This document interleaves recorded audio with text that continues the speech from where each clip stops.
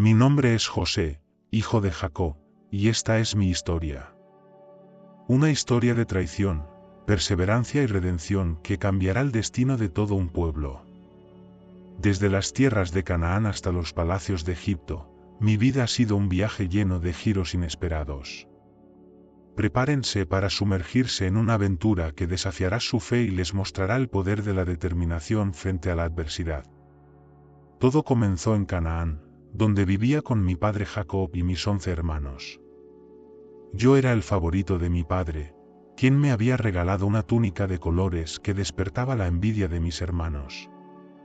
Una noche, tuve un sueño extraño, 11 gavillas de trigo se inclinaban ante la mía.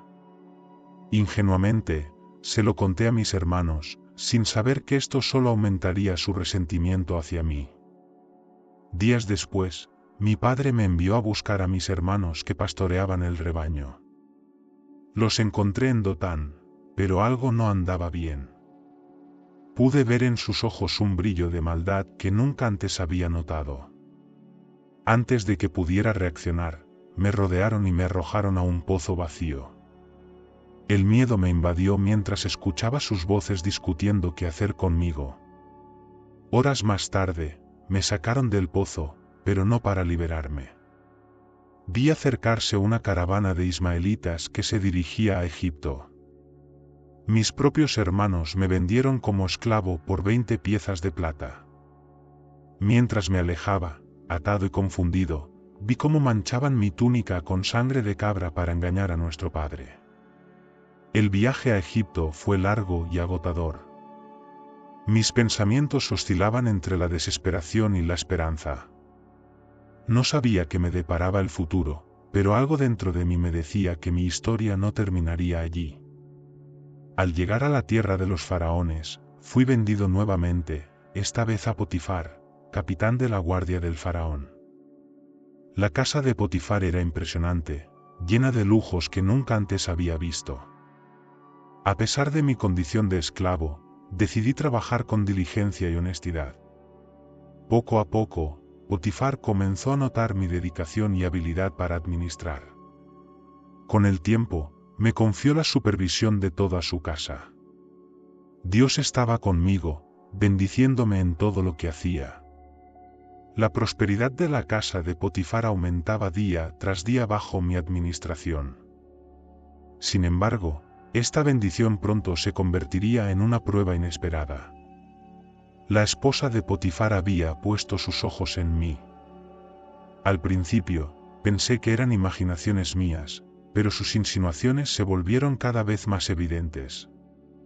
Un día, cuando la casa estaba vacía, ella me agarró por el manto y me pidió que me acostara con ella.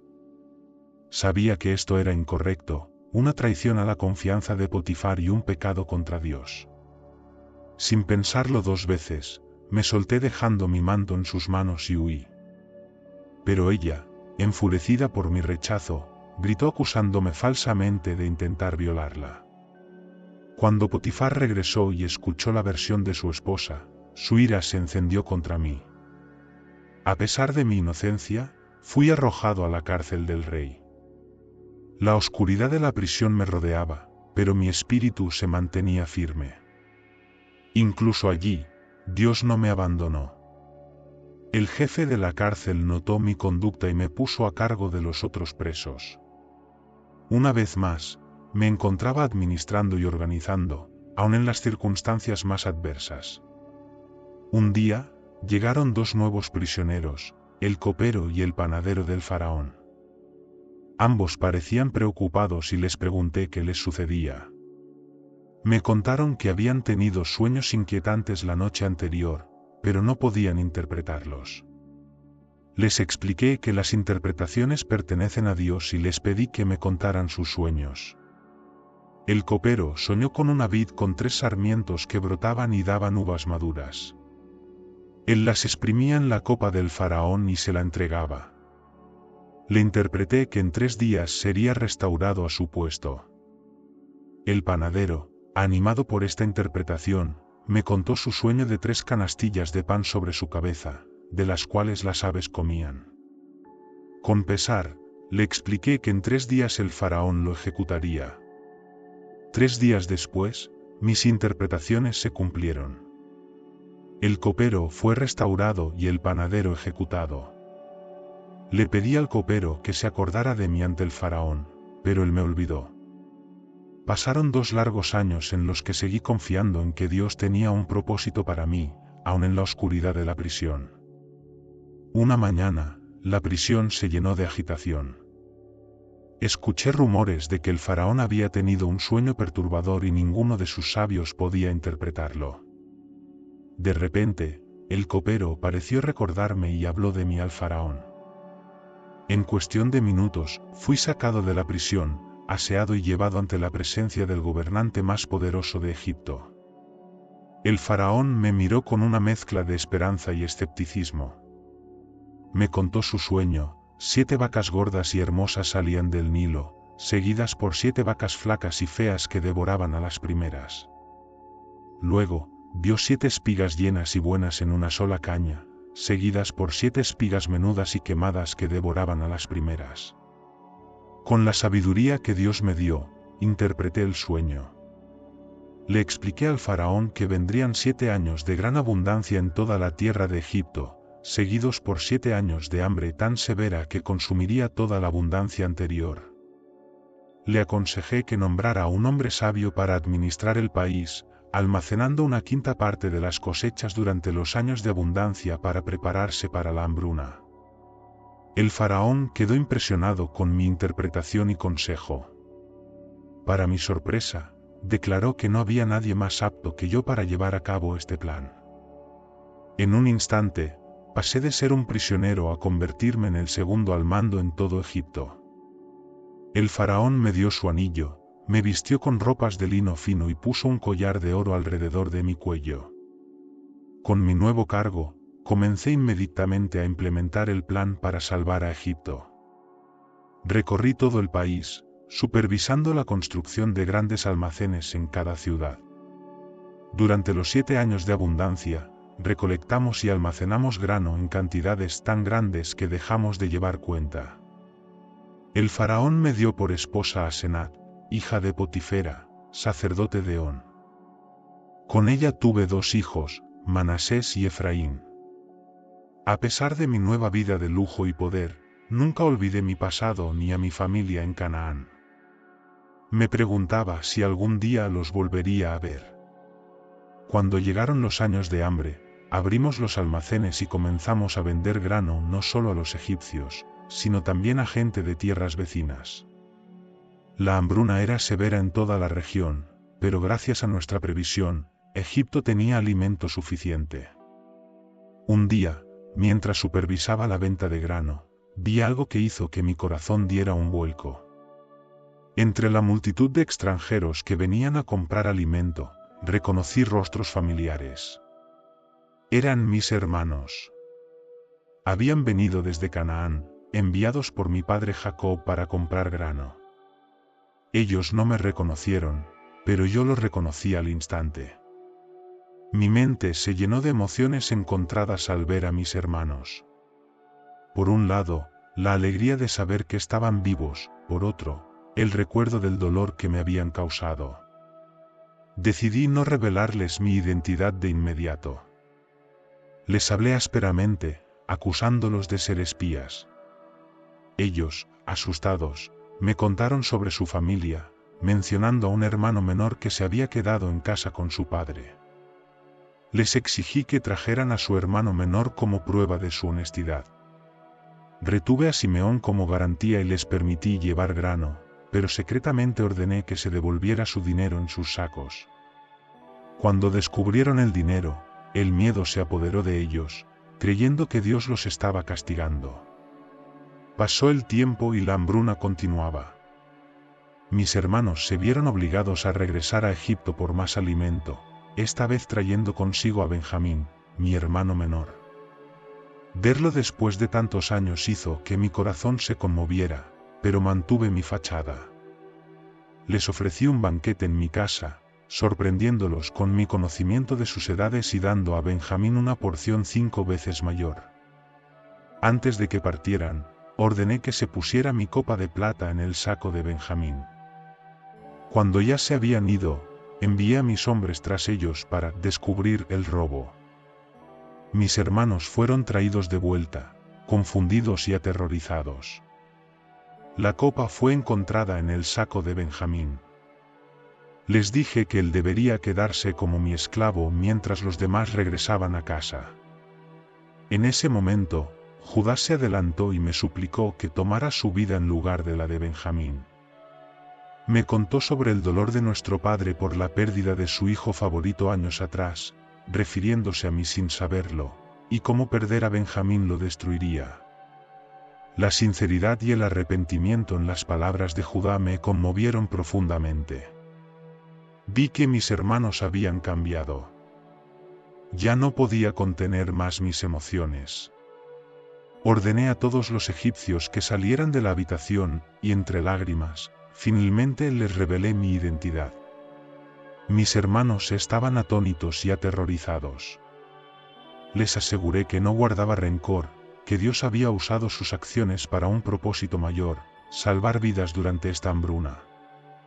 Les pedí que trajeran a nuestro padre y a todas sus familias a Egipto, donde podría cuidar de ellos durante los años restantes de escasez. Envié a mis hermanos de vuelta a Canaán con carros, provisiones y regalos para traer a toda la familia a Egipto. La noticia de que yo estaba vivo y era gobernador de Egipto pareció demasiado buena para ser verdad para mi padre Jacob. Pero cuando vio los carros y los regalos, su espíritu revivió. El día que vi a mi padre acercarse a Egipto, mi corazón latía con fuerza. Corrí hacia él y nos abrazamos, llorando por largo tiempo. Jacob dijo que ahora podía morir en paz, habiendo visto mi rostro nuevamente. Presenté a mi familia al faraón, quien les dio la tierra de Gosén para que se establecieran. Durante los siguientes años, cuidé de mi familia mientras continuaba administrando Egipto a través de la hambruna. Vi a mis hijos crecer y a mi padre envejecer. Jacob vivió 17 años más en Egipto antes de morir, pero no sin antes bendecir a mis hijos y profetizar sobre el futuro de nuestra familia. Episodio 9. La muerte de Jacob y el perdón final. Cuando mi padre murió, el dolor fue intenso, pero estaba agradecido por el tiempo que habíamos tenido juntos. Cumplí su deseo de ser enterrado en Canaán, en la cueva de Macpela, junto a Abraham, Sara, Isaac, Rebeca y Lea. El faraón me permitió llevar el cuerpo de mi padre de vuelta a nuestra tierra natal, acompañado por una gran comitiva de egipcios y todos mis hermanos. Después del entierro, mis hermanos temieron que, sin la presencia de nuestro padre, yo pudiera buscar venganza por lo que me habían hecho. Me enviaron un mensaje pidiendo perdón. Sus palabras me conmovieron profundamente. Los reuní y les aseguré nuevamente que no guardaba rencor. Les dije, lo que ustedes pensaron hacerme para mal, Dios lo tornó para bien, para mantener con vida a mucho pueblo como hoy se ve. Esta experiencia me enseñó el poder del perdón y cómo Dios puede usar incluso las circunstancias más difíciles para un propósito mayor. Vi cómo el plan de Dios se desenvolvía a lo largo de mi vida, desde el pozo en Canaán hasta el palacio en Egipto. A medida que envejecía, reflexionaba a menudo sobre el increíble viaje que había sido mi vida. Desde un joven soñador en Canaán, pasando por la esclavitud y la prisión, hasta convertirme en gobernador de Egipto. Cada paso, cada prueba, había sido parte del plan de Dios para preservar a nuestra familia y cumplir las promesas hechas a Abraham, Isaac y Jacob. Vi a mis hijos, nietos y bisnietos crecer. Nuestra familia se multiplicó en Egipto, cumpliendo la promesa de Dios de hacer de nosotros una gran nación. Sin embargo, sabía que Egipto no era nuestro hogar final. Antes de morir, hice prometer a mis hermanos que cuando Dios los visitara y los sacara de Egipto, llevarían mis huesos con ellos de vuelta a la tierra prometida. Mi vida fue un testimonio de la fidelidad de Dios. A través de las pruebas y los triunfos, Él siempre estuvo conmigo. Aprendí que el perdón libera no solo a quien es perdonado, sino también a quien perdona. descubrí que la verdadera grandeza no está en el poder o la posición, sino en la humildad y el servicio a los demás.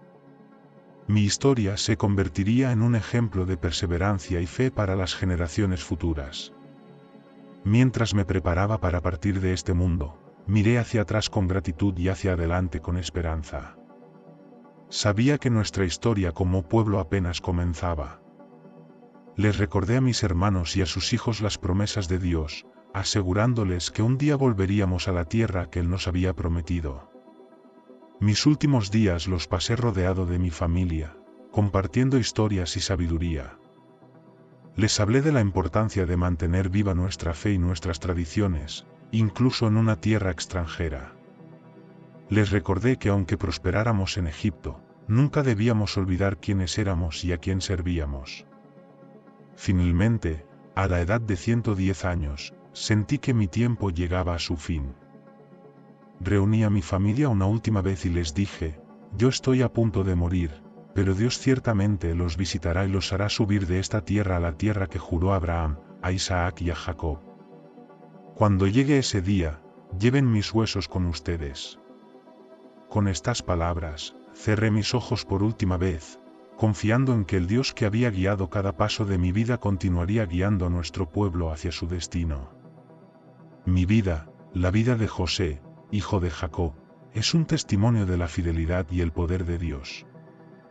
Desde las profundidades de un pozo en Canaán hasta las alturas del poder en Egipto, cada momento de mi existencia fue moldeado por la mano divina. A través de mi historia, espero que hayan aprendido lecciones valiosas, que la adversidad puede ser un camino hacia el propósito, que el perdón tiene el poder de sanar y transformar, y que la fidelidad a Dios es recompensada, aunque no siempre de la manera que esperamos. Mi vida no fue perfecta. Cometí errores, enfrenté dudas y miedos. Pero en cada paso del camino, incluso en los momentos más oscuros, Dios estuvo conmigo. Él tomó lo que estaba destinado para mal y lo convirtió en bien, no solo para mí, sino para muchos. Mi historia es más que una serie de eventos extraordinarios. Es un recordatorio de que cada uno de nosotros tiene un papel en el gran plan de Dios. A veces ese papel puede parecer pequeño o insignificante, otras veces puede ser grande y visible. Pero cada parte es importante. A medida que reflexionan sobre mi vida, les animo a considerar su propio viaje. ¿Qué desafíos enfrentan? ¿Qué sueños tienen? ¿Cómo pueden usar sus experiencias, incluso las dolorosas, para un propósito mayor? Recuerden, el Dios que estuvo conmigo en el pozo, en la prisión y en el palacio, es el mismo Dios que está con ustedes hoy. Confíen en Él, sean fieles en las pequeñas cosas, y estén abiertos a su guía. Nunca saben cómo su historia puede impactar a generaciones futuras. Que mi vida sea un testimonio de esperanza para ustedes. No importa cuán oscuro parezca el presente, Dios puede hacer que brille la luz. No importa cuán imposible parezca la situación, Él puede abrir un camino. Y no importa cuán profundo sea el dolor, Él puede traer sanidad y restauración. Que el Dios de Abraham, Isaac y Jacob, el Dios que guió cada paso de mi vida, los bendiga y los guíe en su propio viaje. Que encuentren su propósito, que practiquen el perdón, y que dejen un legado de fe para las generaciones venideras. Esta es mi historia, pero también es parte de una historia más grande, una historia que continúa hasta el día de hoy.